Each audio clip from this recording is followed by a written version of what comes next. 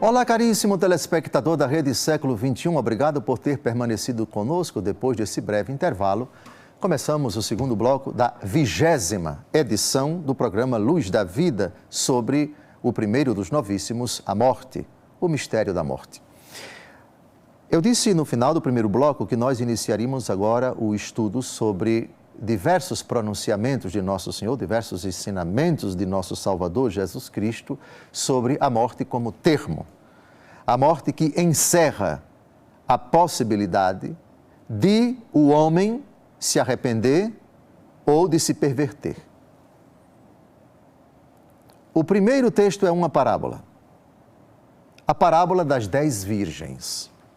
Essa parábola relata exatamente a expectativa da igreja pela vinda do noivo, do esposo. Cristo Jesus é o esposo e a igreja é a esposa. O noivo que está para chegar. O noivo que já chegou, mas está para chegar. Já chegou porque se encarnou, porque morreu na cruz, porque celebrou a nova e eterna aliança, desposou a Santa Igreja no Calvário com o seu sangue derramado na cruz, selando o que ele mesmo disse, este é o cálice da nova e eterna aliança. No final do Apocalipse de São João, o apóstolo e evangelista, o vidente, o autor do livro, ele vislumbra a Jerusalém celeste preparada para as núpcias, para ser desposada, vestida com a roupa para a cerimônia de casamento. Ela é a esposa que está preparada para o esposo, o cordeiro imolado, Pois bem, então, nosso Senhor Jesus Cristo nos narra esta parábola riquíssima. E para nós compreendermos, há uma frase dessa parábola que nos remete a esta realidade segura. E essa frase, ela é exatamente a seguinte: foi fechada a porta. Foi fechada a porta. Digam-me, o que é que vocês lembram, na convivência mesmo, corriqueira, quando alguém fecha a porta? O que significa fechar a porta? É impedir o acesso de quem está dentro para fora. E impedir o acesso de quem está fora para dentro. Sim ou não? Claro. Enquanto a porta está aberta, quem entra pode sair, sem nenhuma dificuldade. E quem está fora pode entrar. Mas quando a porta fecha, não. Quando a porta fecha, não. Vamos então à narrativa desta parábola impressionante, que tem uma dimensão escatológica, que tem uma mensagem, sobretudo com relação ao fim dos tempos. Não só ao fim dos tempos, mas ao fim da nossa peregrinação aqui na Terra. Algo em nós está fadado a chegar ao fim, porque fomos criados para Deus e ninguém pode indefinidamente, e aí já entramos num argumento psicológico, num argumento teológico, num argumento metafísico, de que o homem precisa chegar a uma estabilidade com relação ao merecimento e com relação ao desmerecimento. Vamos ao texto. Então o reino dos céus será semelhante a 10 virgens que saíram com suas lâmpadas ao encontro do esposo. 5 dentre elas eram tolas e 5 prudentes. Tomando suas lâmpadas, as tolas não levaram óleo consigo. As prudentes, todavia, levaram de reserva vasos de óleo junto com as lâmpadas. Tardando o esposo, cochilaram todas e adormeceram. No meio da noite, porém, ouviu-se um clamor. Eis o esposo, ide-lhe ao encontro. E as virgens levantaram-se todas e prepararam suas lâmpadas. As tolas disseram às prudentes: dai-nos de vosso óleo, porque nossas lâmpadas se estão apagando. As prudentes responderam: não temos o suficiente para nós e para vós. é preferível irdes aos vendedores, a fim de o comprar para vós. Ora, enquanto foram comprar, veio o esposo. As que estavam preparadas entraram com ele para a sala das bodas e foi fechada a porta. Mais tarde chegaram também as outras e diziam: Senhor, Senhor, abre-nos. Mas ele respondeu: Em verdade vos digo, não vos conheço. Vigiai, pois, porque não sabeis nem o dia, nem a hora. Não vos conheço. A porta foi fechada. É perdido dizer: Senhor, Senhor, abre-nos. Precisaríamos de muito tempo para explicar cada versículo dessa parábola. Mas em pouquíssimas palavras podemos dizer: virgens prudentes, virgens imprudentes. 5 de um lado, 5 do outro. As 5 prudentes evocam uma possibilidade para cada um de nós nesta vida. Há na nossa vida momentos de prudência e momentos de imprudência. Podemos cochilar, como todas elas cochilaram, aguardando a chegada do noivo. Tardando o esposo, cochilaram todas e adormeceram. Todas. Se as virgens prudentes e imprudentes evocam o conjunto de toda a igreja,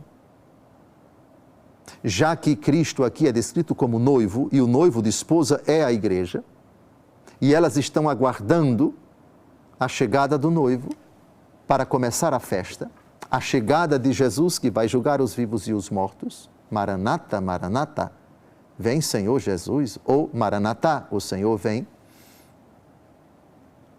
Todos nós, em estado de santidade ou de perversidade, podemos cochilar.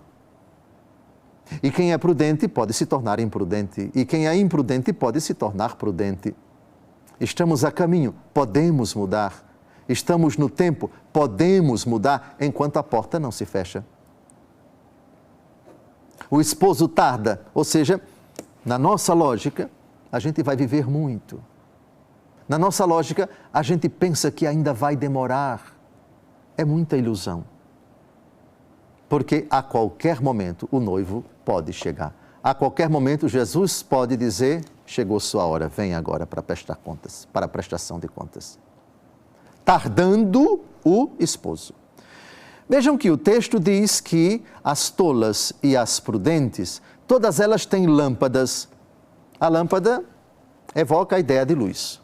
Vós sois luz do mundo, vós sois sal da terra. Brilhe a vossa luz diante dos homens, para que, vendo vossas boas obras, glorifiquem o Pai que está nos céus. A luz, estritamente falando, é Jesus. João, capítulo 8, versículo 12. Eu sou a luz do mundo. Quem me segue não andará nas trevas, mas terá a luz da vida. E como esta luz se mantém acesa? Agora, na modernidade, essa ideia não é muito clara, porque a gente tem relação da luz com eletricidade. A luz está conectada numa instalação elétrica e essa vem de alguma hidrelétrica, etc., que abastece de energia às cidades. Mas no tempo de Jesus não havia energia elétrica. Você colocava óleo numa lamparina, num candeeiro, vamos chamar assim, na roça. No meu tempo, lá na minha terra, era candeeiro mesmo. Você colocava o azeite, o óleo de azeite, enfim, e um pavio e você acendia. Portanto, a luz é Cristo. E para que essa luz mantenha-se acesa é preciso óleo. A minha vida presente na carne, eu a vivo na fé no Filho de Deus, que me amou e se entregou a si mesmo por mim. O justo viverá da fé, diz Romanos, capítulo 1, de 16 a 17. O óleo evoca a fé. Ora, é preciso que você carregue consigo uma reserva de óleo. É preciso que você se alimente da fé, senão a chama que é Cristo vai se apagar, vai se extinguir. As prudentes levaram de reserva vasos de óleo junto com as lâmpadas, mas as imprudentes não. Tardando o noivo, todas elas dormiram. E no meio da noite, ou seja, improvistamente ou improvisadamente, ouve-se um clamor: eis o esposo, ide-lhe ao encontro. As imprudentes, porque não levaram óleo, disseram às prudentes: dai-nos óleo, de vosso óleo, porque nossas lâmpadas se estão apagando. A fé delas estava fenecendo.